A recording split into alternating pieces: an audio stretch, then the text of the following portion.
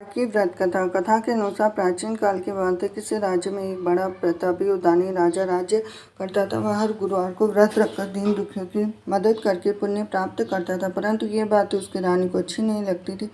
वह न तो व्रत करती थी, न ही दान पुण्य में विश्वास रखती थी। इतना ही नहीं, वह राजा को भी ऐसा करने से मना करती थी। एक समय की बात है, राजा शिकार खेलने के लिए वन को गए। घर पर रानी और दासी थी और उसी समय गुरु बृहस्पति देव साधु का रूप धारण कर राजा के दरवाजे पर भिक्षा मांगने आए।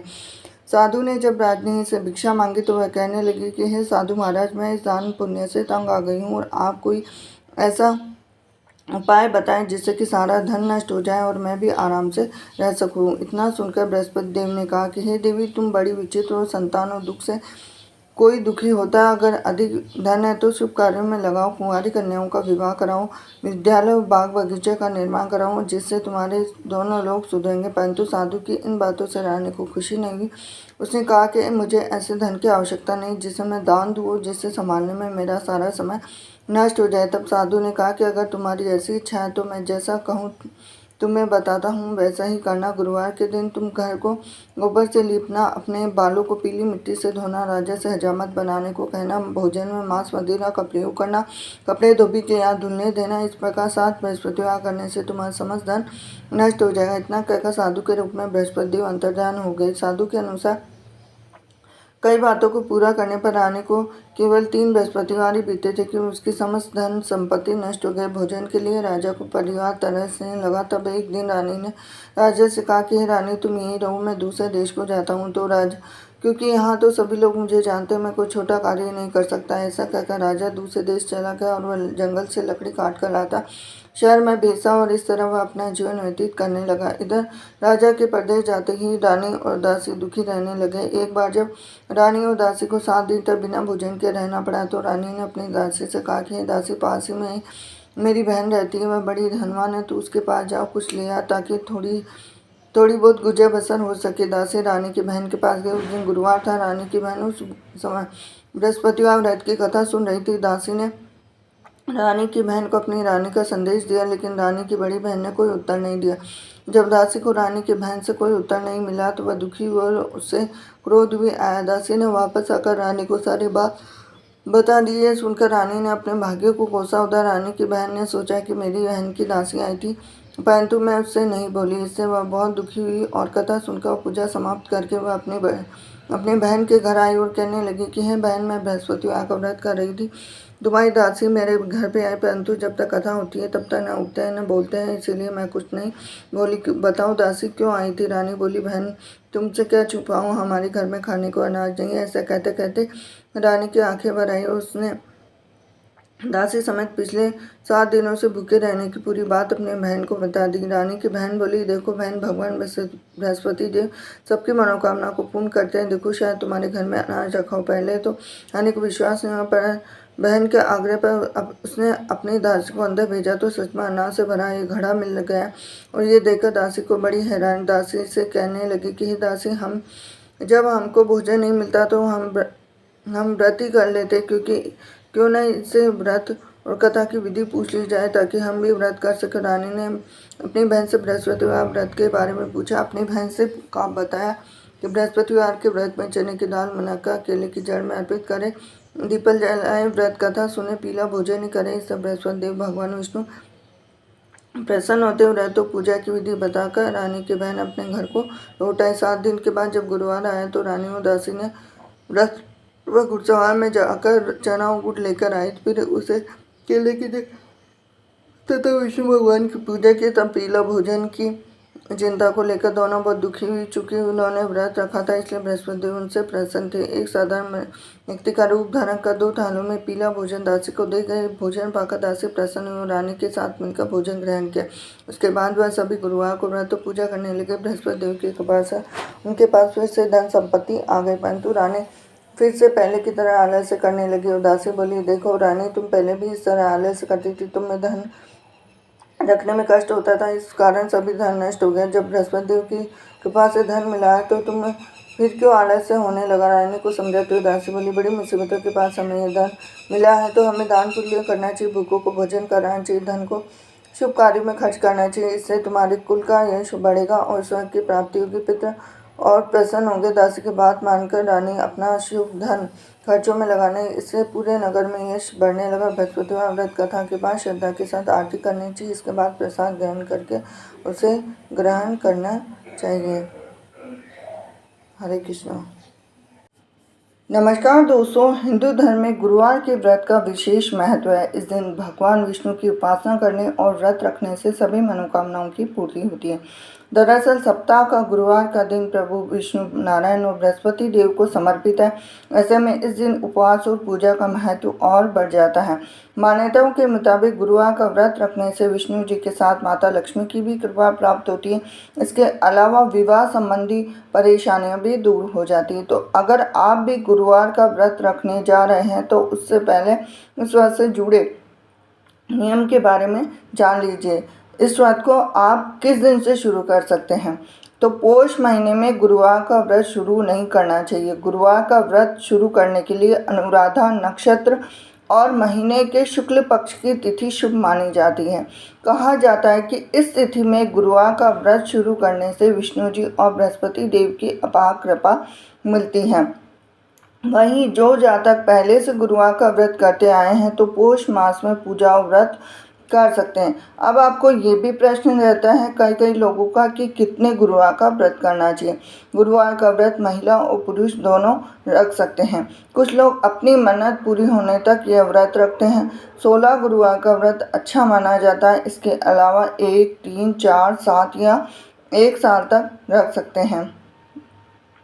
गुरुवार के व्रत के काफ़ी नियम होते हैं, जैसे गुरुवार के दिन प्रातःकाल उठकर स्नान आदि का व्रत का संकल्प लें। इसके बाद भगवान विष्णु जी और बृहस्पति देव का ध्यान करें।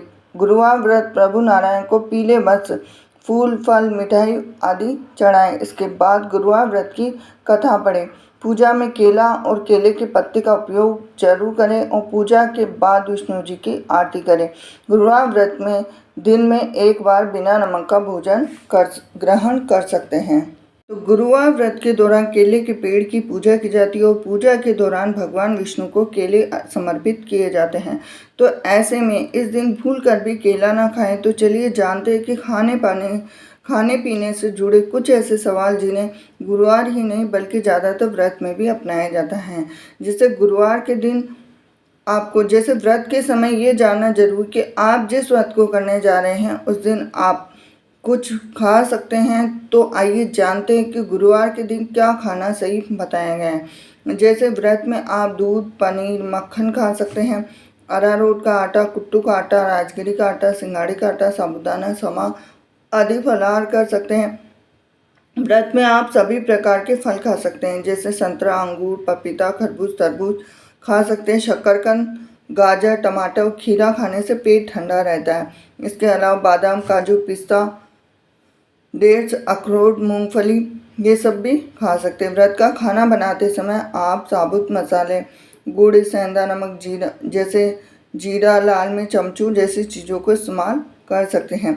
व्रत का खाना घी या मूंगफली के तेल या फिर ग्राउंडनट ऑयल में ही बनाएं। अब गुरुवार के दिन क्या माना जाता है निषिद्ध? गुरुवार के दिन कई चीज़ों का खाना वर्जित होता है, जैसे व्रत में गेहूं का आटा, बेसन, सूजी, मैदा, चावल आदि जैसे अनाज नहीं खाने चाहिए। गुरुवार के व्रत में आपको प्याज और लहसुन का उपयोग नहीं होता है। उपवास के दिनों में नमक भी नहीं खाया जाता है। और एक बात का ध्यान रखिए कि व्रत के दौरान किसी भी तरह का नशा ना करें। काफ़ी लोगों का प्रश्न रहता है कि गुरुवार के दिन केला खाया जाता है या नहीं खाया जाता है, क्यों नहीं खाया जाता है। तो इस वीडियो में आपको दी जाएगी पूरी जानकारी। तो गुरुवार के दिन अगर व्रत नहीं भी रखते हैं तो भी केला नहीं खाना चाहिए, क्योंकि माना जाता है कि केले के पेड़ पर भगवान विष्णु का वास होता है। ऐसे में गुरुवार के दिन केले के पत्ते या केला तोड़ना भी शुभ नहीं होता। आप गुरुवार के दिन भगवान विष्णु को केला चढ़ा सकते हैं, लेकिन इस दिन केला खाने की मनाही होती है। गुरुवार के दिन केला खाने से आपको भगवान विष्णु की पूरी कृपा नहीं मिल पाती। साथ ही आपसे धन की देवी माता लक्ष्मी भी नाराज हो जाती है और इससे आपको आर्थिक तंगी भी हो सकती हैं। एक और चीज़ है कि गुरुवार के दिन आप पीली चीज़ों का सेवन करें, जैसे बेसन पीला होता है, चने की दाल पीली होती है, तो गुरुवार के दिन एक और पीली चीज़ खाने की मनाही होती है, जैसे खिचड़ी को गुरुवार के दिन खाना शुभ नहीं माना जाता। गुरुवार के दिन खिचड़ी खाने से आपके ग्रह कमज़ोर हो जाते हैं और आपको भाग्य का साथ नहीं मिल पाता। इसके अलावा गुरुवार के दिन खिचड़ी खाने से घर में गरीबी आती है, आपकी आय कम होने लगती है, खर्चे बढ़ने लग जाते हैं। आप अगर अपने घर में सुख शांति संपन्नता देखना चाहते हैं तो गुरुवार के दिन खिचड़ी और केला खाने से परहेज करें।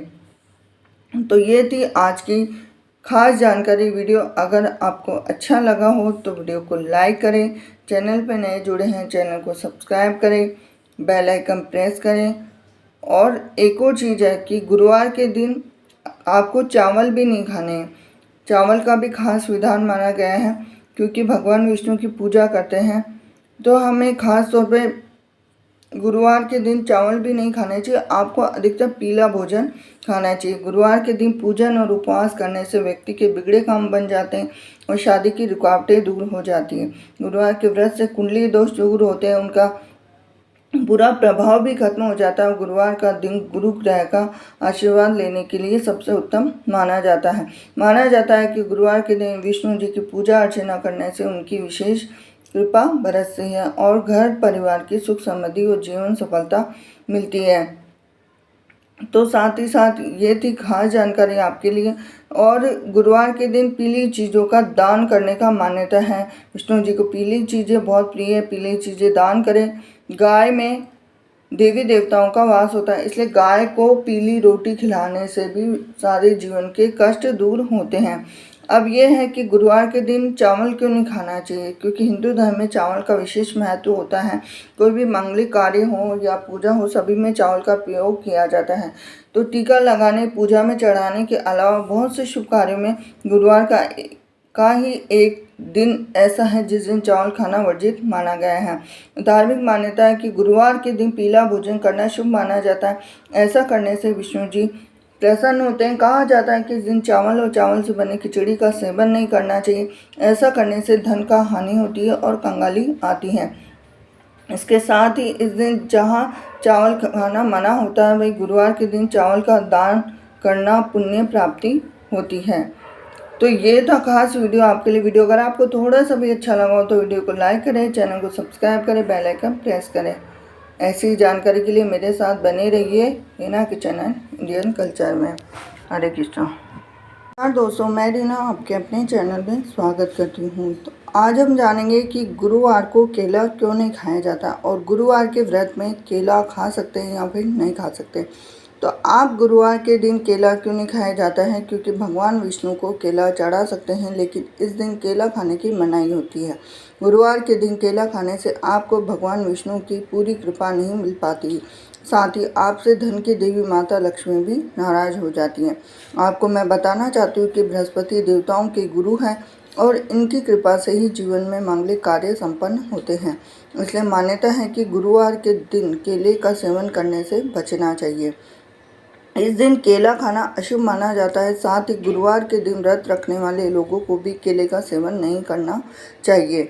अब बात आती है कि व्रत के समय आप सेब का सेवन कर सकते हैं, लेकिन नमक बिल्कुल भी नहीं खाना है गुरुवार के व्रत में। अब ये बात सबसे ज़्यादा सर्वमान्य बात बताई गई है कि केला क्यों नहीं खाया जाता है और केला खाने से क्या होता है क्या नहीं होता है। काफ़ी लोगों का इसके बारे में संशय है और काफ़ी लोग ये मानते भी हैं, क्योंकि गुरुवार के दिन भगवान विष्णु को सबसे ज़्यादा बेहद खास माना जाता है, विष्णु को समर्पित किया जाता है। हिंदू धर्म में विष्णु भगवान की पूजा का खास विधान भी बताया गया है। इसके अलावा गुरुवार के दिन कुछ चीज़ों का सेवन भी बिल्कुल नहीं करना चाहिए। अब मैं बता देती हूँ कि केले का सेवन करने से हिंदू धर्म की मान्यता के अनुसार गुरुवार के दिन केला इसलिए नहीं खाया जाता क्योंकि अशुभ माना जाता है। हम भगवान विष्णु को केला चढ़ाते हैं। केले के वृक्ष में देवगुरु बृहस्पति का वास होता है और यह भी माना जाता है कि केले के वृक्ष में भगवान विष्णु का निवास होता है। गुरुवार के दिन केले के पेड़ की पूजा की जाती है। जिस वजह से गुरुवार के दिन केले का फल नहीं खाना चाहिए और इस दिन केला भगवान विष्णु को अर्पित किया जाता है। भगवान विष्णु को केले का भोग लगाने के बाद केले का दान कर देना चाहिए। और गुरुवार के दिन आप चाहे तो गाय को भी खिला सकते हैं। गुरुवार के दिन व्रत रखने वाले लोगों को भी केले का सेवन बिल्कुल भी नहीं करना चाहिए। आप जो भोग लगाते हैं उसको गाय को खिला सकते हैं, किसी कन्या को दे सकते हैं, किसी ब्राह्मण को दे सकते हैं केले। तो ये थी खास जानकारी आपके लिए वीडियो। अगर आपको थोड़ा सा भी रोचक लगा हो तो वीडियो को लाइक करें, चैनल को सब्सक्राइब करें, बेल आइकन प्रेस करें। हरे कृष्णा। नमस्कार दोस्तों, मैं रीना आपके अपने channel Reena kitchen and new culture में स्वागत करती हूँ। तो आज हम इस वीडियो में जानेंगे कि गुरुवार के दिन कपड़े धोने चाहिए या नहीं धोने चाहिए।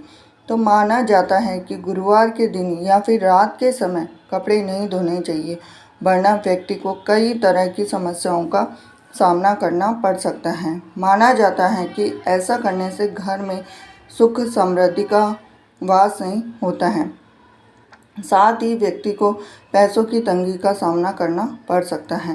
बृहस्पतिवार के दिन कपड़े धोने की मनाही होती है। हिंदू धर्म में माना जाता है कि बृहस्पतिवार के दिन हमें कुछ भी गंदा घर से बाहर नहीं निकालना चाहिए, इसीलिए गंदे कपड़ों को नहीं धोना चाहिए।